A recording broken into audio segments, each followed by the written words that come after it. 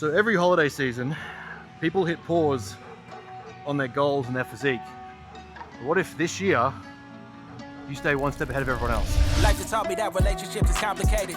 Get my before my heart, at least I'm honest, baby. Stuck in trauma, I got scars because my mama, baby. So tired, you been looking for your father lately. And all these shawties selling, get their money up. But once they money up, they just wonderful. You see it, that's conundrum. These really numb because the girl he really loved, she left him looking dumb. And I don't want to feel the pain no more. Beat it out the frame, now emotions moving slow-mo. Keep picture us together, so you better not post these photos. Ain't no caption. What is up, YouTube? All right, guys.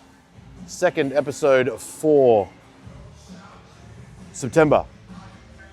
We are off to a flying start. All right, so we have a upper pull session today. Chris has made some variations to the programming layout.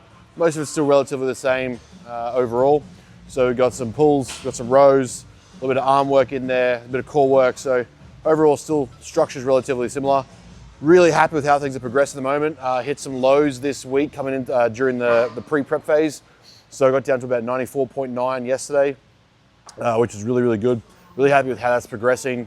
We'll be starting prep in probably a leaner position than I even got to in the last prep. So all things considered, I'm not going to be significantly heavier, but I'm going to be significantly leaner with relatively more tissue in my opinion. So all things considered at the moment, Chris is happy, plans moving on track, and we're heading in the right direction for season A next year.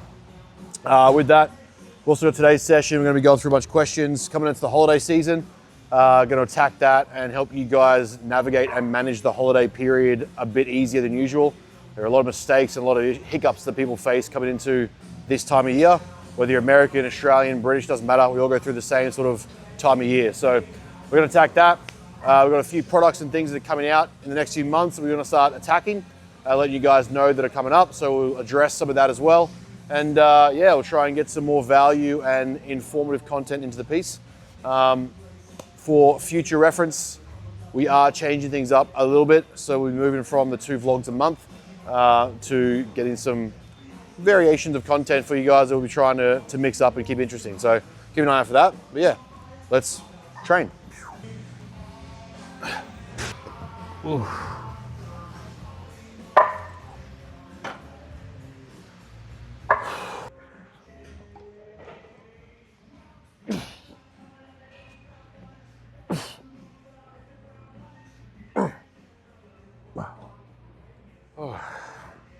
Right, so one of the biggest things that happens over the Christmas period is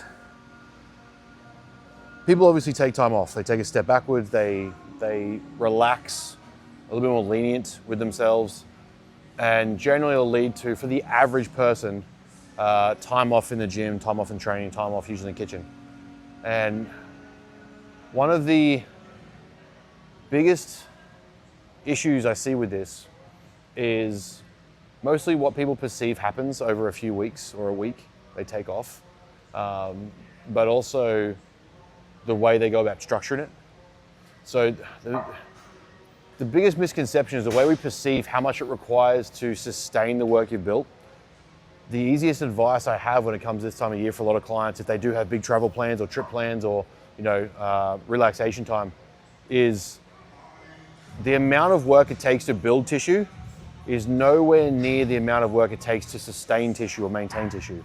So we can get away with a lot less volume and a lot less need of stimulus to retain the tissue that we've built, provided you put adequate stress on it.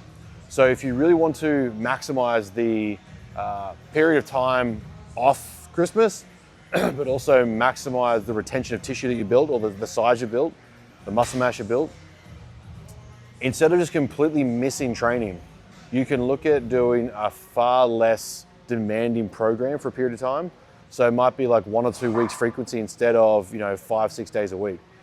Do that for the 2 weeks over the holiday period, it's called the Christmas break, and you'll be doing more than enough stimulus at a sufficient level of training intensity to retain the tissue that you built.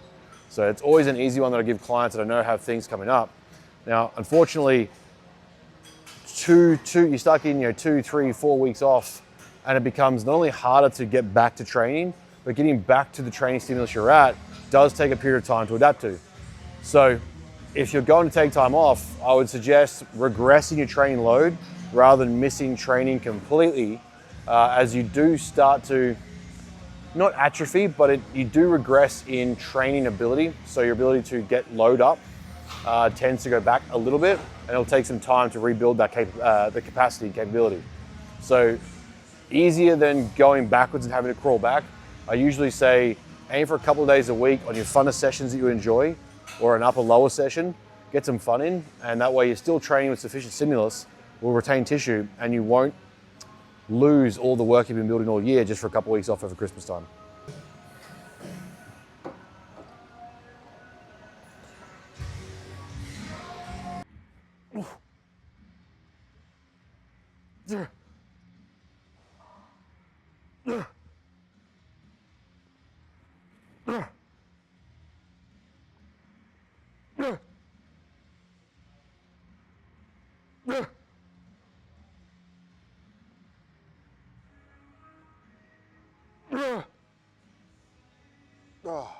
So one of the other things people don't consider when it comes to the holiday period is the frequency of social events, social situations, celebrations, dinners, gatherings, etc.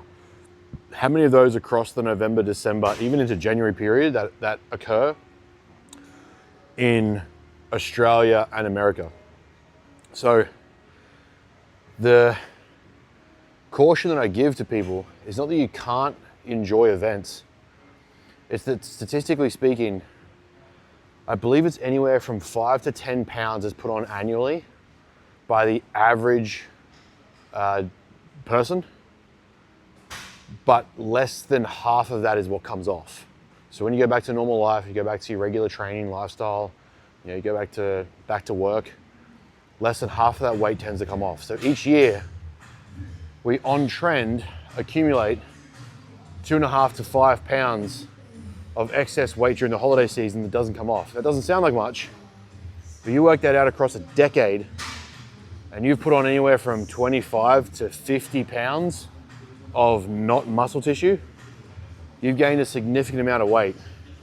So people tend to argue about their metabolism slowing down as they get older. You're moving less, eating more, sitting more frequently, spending the holidays gaining weight and not burning off the rest of the year. So be cautious when picking the events that you go to. For me, if you celebrate everything, nothing's a celebration. Picking and choosing what events mean the most to you and controlling when you choose to engage means that the event holds more worth, it holds more value, you get more enjoyment out of it, and you're more selective with your time about where you choose to drink alcohol, consume excess calories, because we know that 1 or 2 bolus intakes of food is not going to completely disrupt your work, but doing it every single weekend between November and December starts to add up and you start to put on a fair amount of fat. So yes, you do gain weight over Christmas.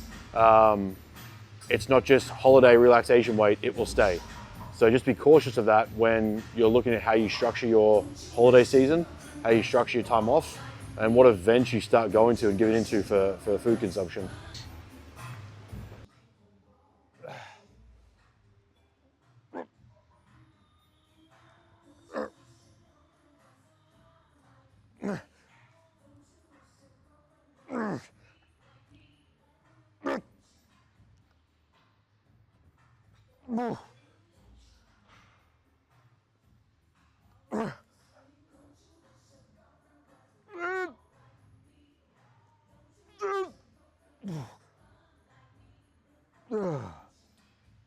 Oh shit.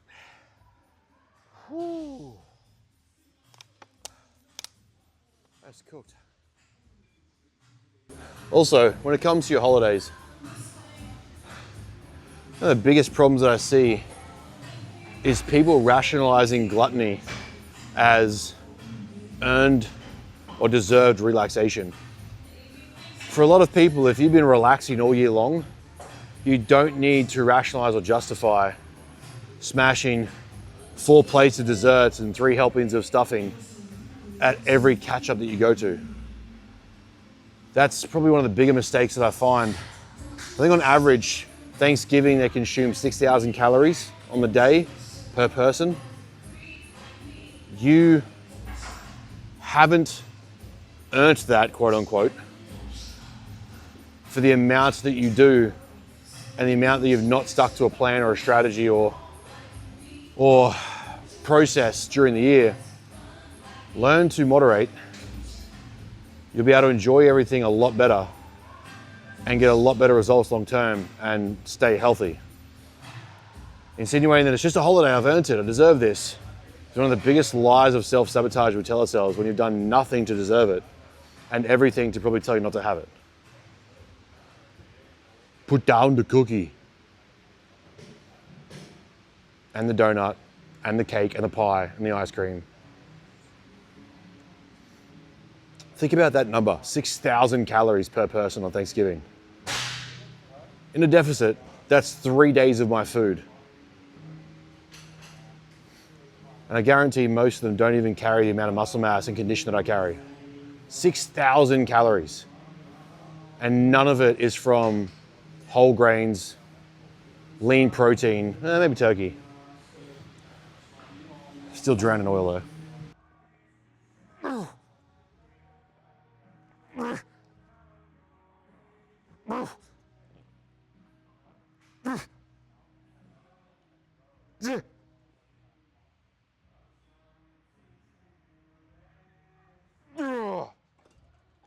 I have to drop set that and do a few more reps. Woo. 8.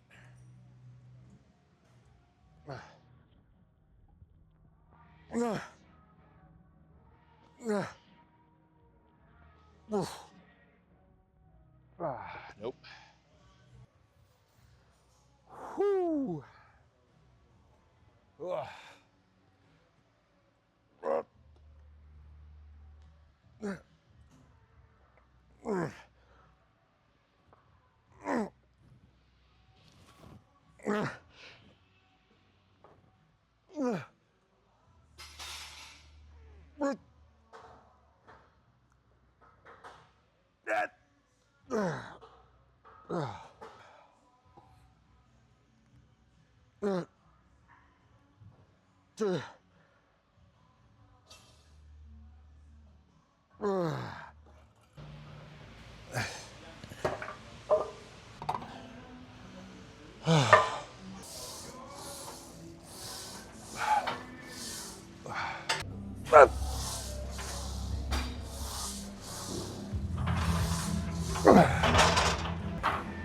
Getting strong.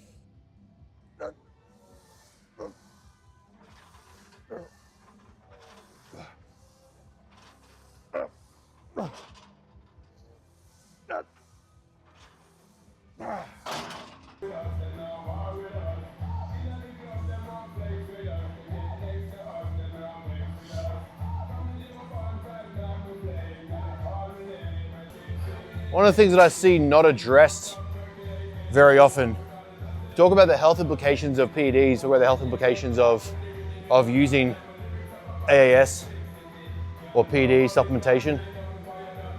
But I don't see enough people talk about the consequences that happen when you pair it with alcohol. So when it comes to my guys, when it comes to me and my approaches to those things, my logic is pick your poison. Alcohol is the poison, it's toxic. Its hepatotoxicity is through the roof. You will get liver and kidney and brain damage from it. It is a proven fact. You will get roughly similar consequences to using anabolics, injectable or oral. However, the devil's in the details and the dose, but also the relationship. So for me, I have them pick their poison and choose. You know, if you're gonna be someone who's gonna go out partying, socializing, doing all this heavy stuff, then alcohol becomes an absolute no for me. The risks and the implications on liver and kidney for future health that we're already trying to manage is too questionable to then pair it alongside alcohol and going out drinking. Now, once in a blue moon, one drink is not the end of the world. But especially over things like Christmas, holidays, you know, we're coming in this time of year where there's a lot of celebrating, a lot of partying.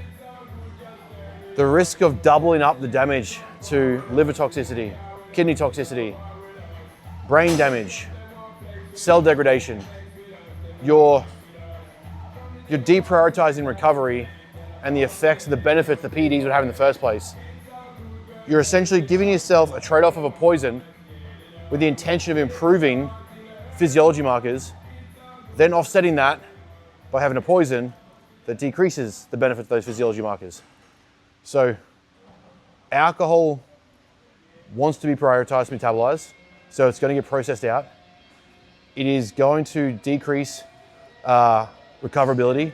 It's going to decrease sleep quality. It's going to impact sleep quantity. It's going to impact the depth of your sleep, all of the recovery processes that come with deep sleep, the damage that it's going to have on training capacity, recoverability, inflammation. Then pair that with the fact that it's going to be metabolized before your other substrates. So it gets a prioritization over proteins, carbs, and fats. Usually it's paired with the time of night that you go to bed, which disrupts circadian rhythm.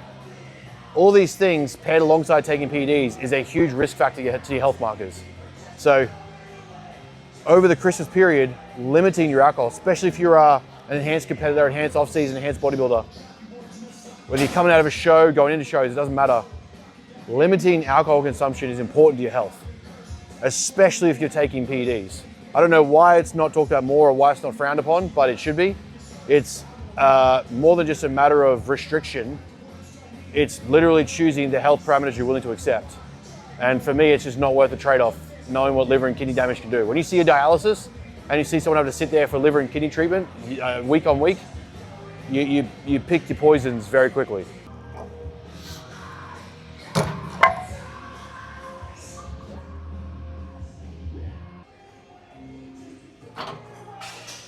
Also, you can quote me on this.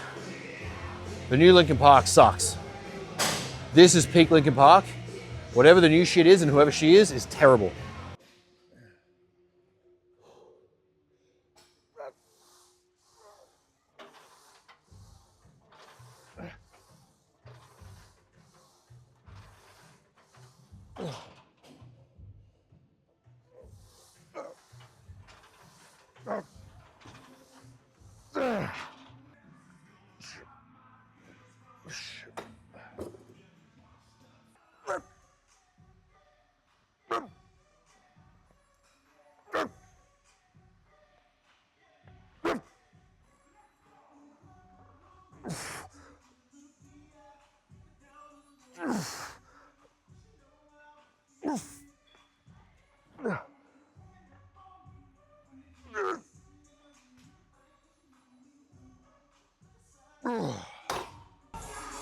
Whew.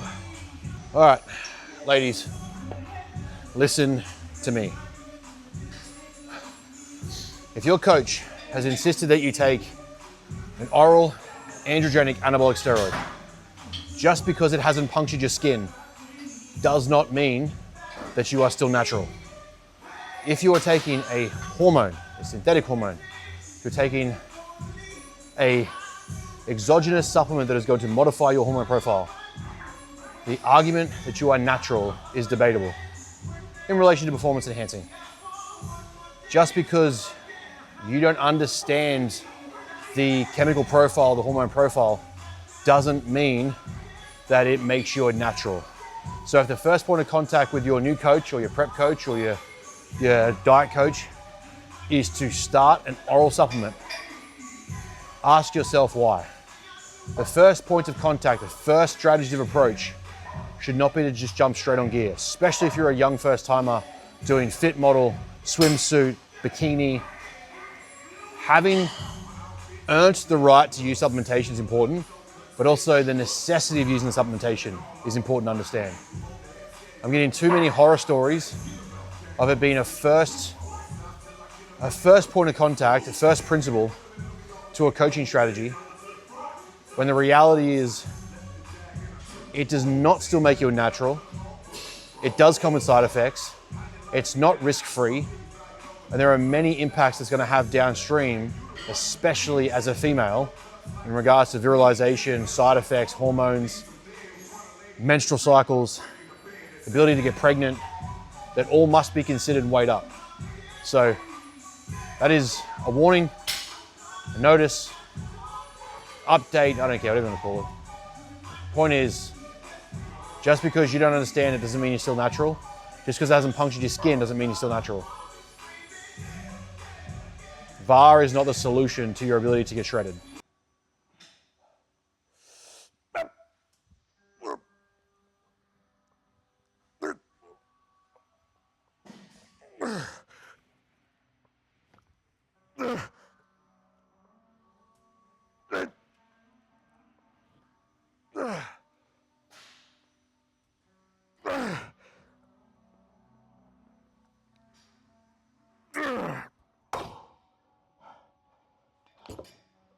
Ooh.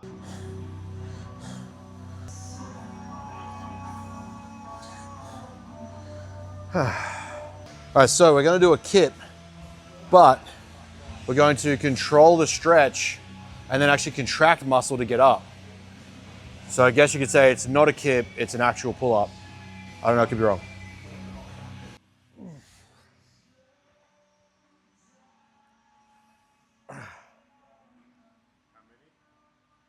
Eight to 10.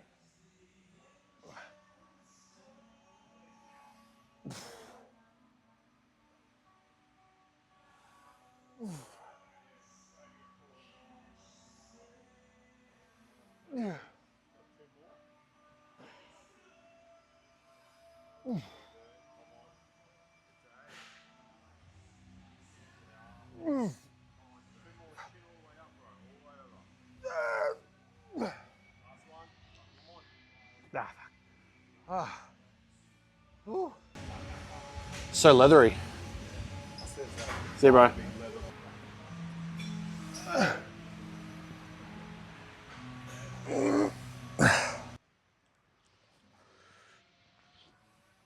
See, tune.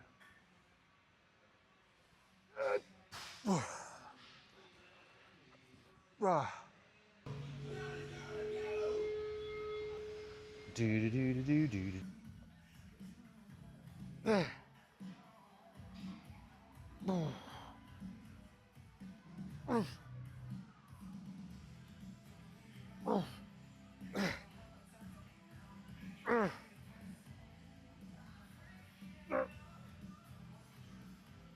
Oh, fuck.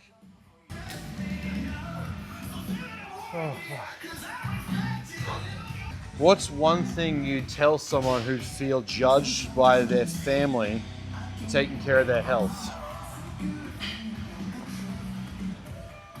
Never concern yourself with the opinions of people who aren't doing the thing that you want to do or aren't in the place that you want to be. Far too often we have people with no education, no knowledge, no implementation, no experience, no history, arguing, dictating, informing or telling people who are trying to go after something or trying to improve something or achieve something what they should or shouldn't be doing. The leeway that I give is that I understand family often come from a place of good intention and well-meaning, but that doesn't mean you can't be wrong with good intentions. You can have good intentions and be completely off the mark and make outlandish statements or ideas or give advice. So the easiest thing I suggest is to understand you are going to probably cop some slack, you're probably going to cop some criticism or some unwarranted advice. People are always armchair experts in the thing that they're never doing. Be okay with that, because eventually you're going to be in a place where you don't need anyone's advice. You're doing the thing that you love doing, the thing that you want to do. It just means that with the degree of change, you have to come with a degree of acceptance. Accept that who you once were is who they know. Who you are trying to become is not the person they usually want you to be. So when you can accept that, it's going to make the transition period a whole lot easier for becoming this new person and fixing the thing that you want to improve or improving your health or taking care of your body. A lot of times it says more about the person than it does about you. And that's just going to be the nature of the game. So never take advice from people that aren't doing the thing that you want to do or in the place that you want to be in.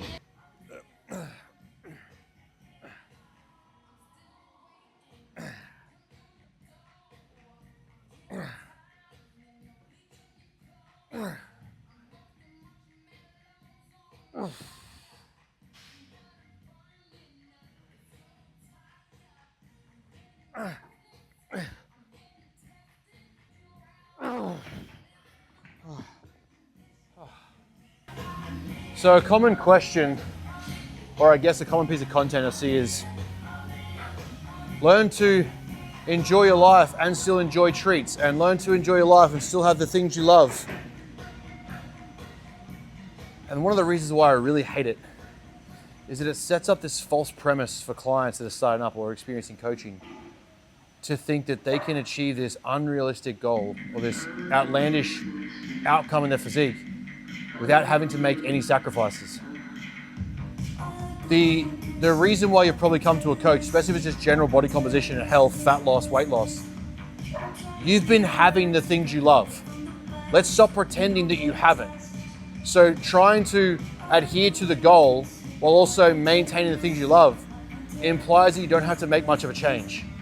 You can make simple changes, but you are still going to have to make changes. There's going to be periods of time, especially in a specified window of caloric restriction, where you're likely not going to choose the Snickers bar over a bowl of chicken, vegetables, and starch carbohydrates because you're simply not full enough, it's very unsatiating, and it requires too many calories.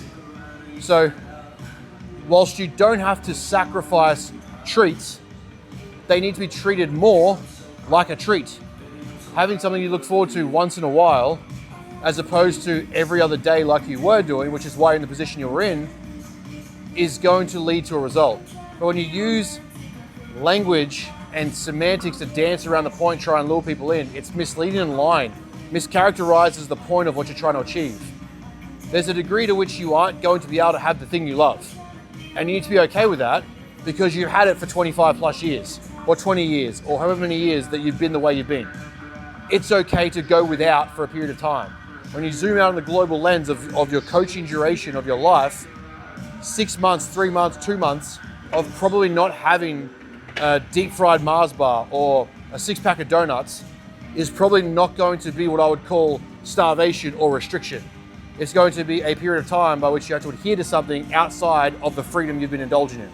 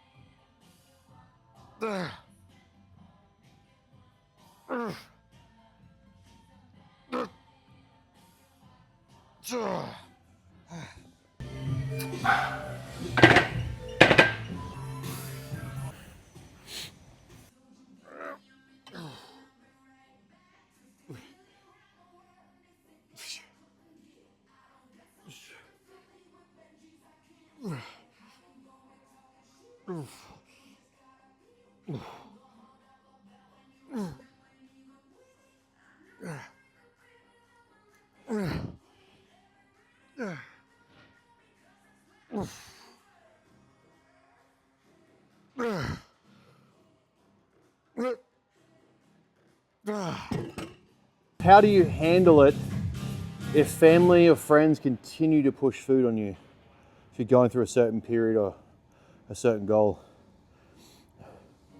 One of the best ways that I've found to prevent this happening is to prepare or preempt the conversation.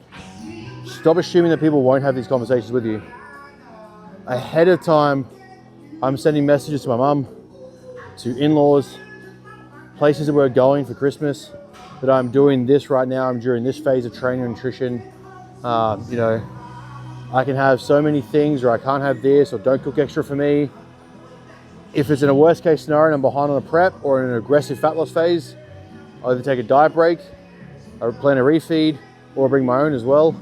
You know, there's a million ways to skin a cat, but I find the best way is to be upfront and honest about what you're intending It sets the boundaries early about what you're going to allow. The thing I've always found with people, I don't care how, what's the word, how cynical this sounds, but if you give people an inch, they'll take a mile. If you give them an inch in the sense of, oh, just have that one piece of cookie, or have that one bite of cake, have that one bit of ice cream, you've essentially instilled in them that you are not locked in your goals and that the boundary is free to be pushed. They will continue then to push that boundary until they find the limit. Especially if you're trying to change from an older version of you in which they knew there was no limit or boundary in the first place. You need to be the one that's standing firm in your values and beliefs. Otherwise, it's not going to be locked in, it's not going to be respected. You have to demand the respect and prove the respect before it's just given. So if you're trying to change something about yourself, if you're going through a phase of training during a Christmas or a holiday period, you need to lock in the boundaries first before anyone else cares, and then you need to reinforce them when people try to push them over.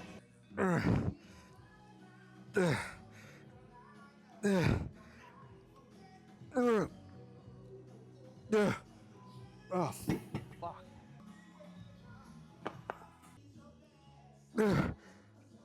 Oh, man.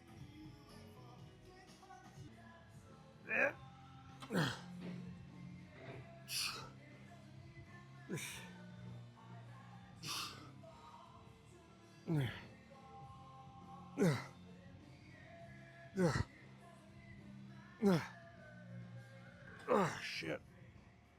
Oh, fuck. Ooh.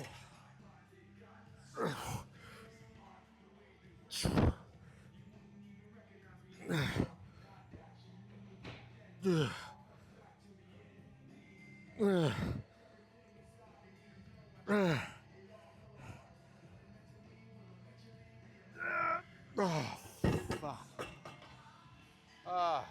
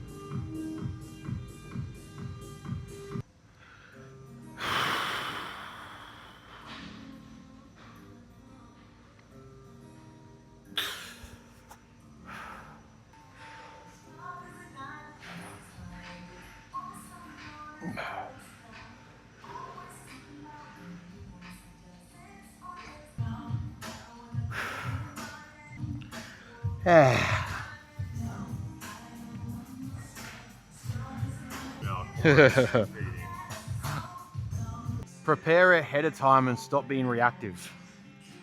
If you get to your holiday phase or your holiday period of the year and you have nothing nothing planned, you have nothing ready to go, you're going to be reactive, you're going to be responsive, you're going to be influenced, and you're going to be easily susceptible to the multitudes of foods, treats, drinks, events that come up. If you pick the events you wish to go to, you limit the amount of calories you're going to consume, set a plan to how to structure your meals, and lay out a strategy for executing exercise and training, you'll be 99.9% ahead of the rest of the population and do next to no damage to the goals you've done all year round. Do that, and I guarantee you start the year with a better result. All right, guys, that is the end of the second training session for September. We're now coming into quarter 4, end of the year, where stuff is really starting to matter. You know, we're getting towards my prep starting back up again. We've got young Josh starting prep up soon. We've got client spots available for the end of next year and for season 8, 2027. Make sure that you are reaching out and getting yourself set up. Our best preps, our best results don't come when you're 20 weeks out, when you're 12 weeks out. They come with time and planning under your belt. So book in a free consult, have a chat, see how we fit, see if you fit, and we'll go from there. Otherwise, that is the training session done. Find all the other resources on our website. Make sure that you are subscribing, leave a comment. Let us know what else you want to see, because we are changing things up a little bit. We're going to get more content and value to you guys across the next 12 months. So let's go.